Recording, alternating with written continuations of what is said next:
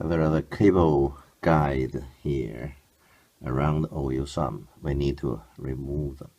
They're just clipped to the oil sump bolt, so we can just unclip and remove this cable guide from the oil sump.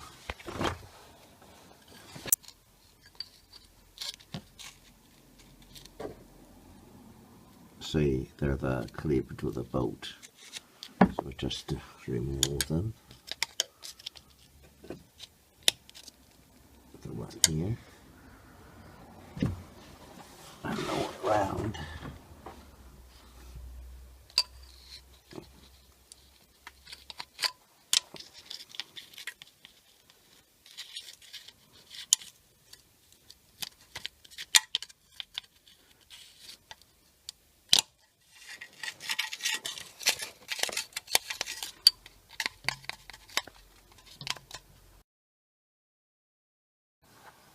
So this is the